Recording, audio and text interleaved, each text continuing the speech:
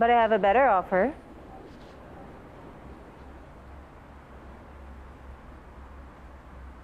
How would you like to be the assistant restaurant manager?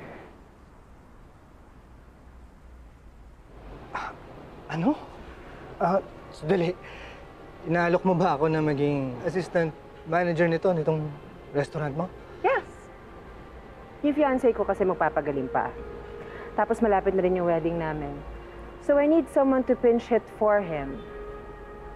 Siya pa rin naman ang manager, pero at least mas gaga ang trabaho niya pagbalik niya. Right? Dio, call everyone. Guys. Calling everyone. Everyone, kitchen. Tara, dito sa garden. Come on. Double time.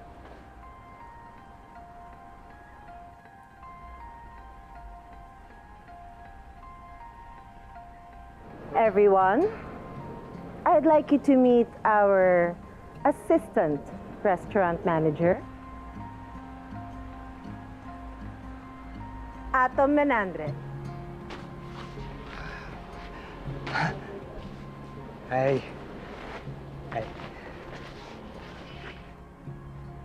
Okay, back to work. By the way, Atom, this is our head chef, Judah. Kamusta? Pag-usapan na natin yung contract mo in my office. Zarina. Boss. Meron sana akong hihingin na malaking pabor sa inyo eh. Tell me. Hindi ko alam kung paano ko sasabihin eh, pero... pwede bang bumali?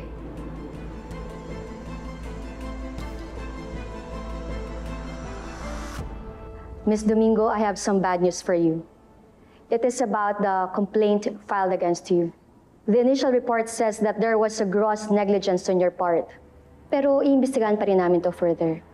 And as we do that, HR will put you under preventive suspension effective immediately.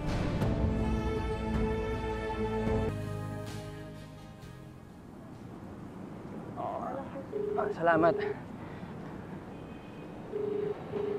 Babe, saan ka? Okay, nasa entrance lang ako, ha? Sir, sandali lang po.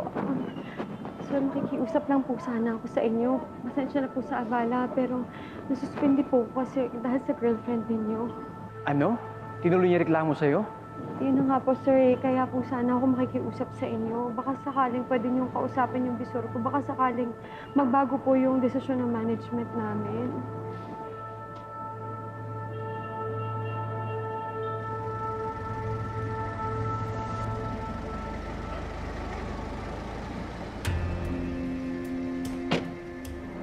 Zarina. Are you stalking my fiancé? O nag-goodbye ka ba kasi feeling close ka nga? Ma'am, hindi po. Kasi po nasuspindi ako dahil sa inyo. Ma'am, hindi ko naman po deserve ito. Anong hindi? Dapat nga na-fire ka eh. Zarina, pati ba naman dito? Umuwi na tayo. Ano ngayon na gusto mo mangyari, ha? Ma'am, ayoko po ng gulo. Nakikiusap lang po ako kasi breadwinner po ako ng pamilya namin. Wala akong pakialam kung breadwinner ka, naghihirap ang pamilya mo at nadadamay sila because you made a very bad decision, dear. Next time kasi, kikilalanin mo kung sino kinakalaban mo. Let's go. Know your place. Nagpapakumbaba ako sa inyo dahil akala ko kaya nyo magpakatao. Hindi ko alam kung anong problema ninyo, bakit ganyan kasama yung ugali nyo. Na kailangan may tapak-tapahan kayo para tumaas yung tingin nyo sa sarili nyo. How dare you? Hey! Tama na!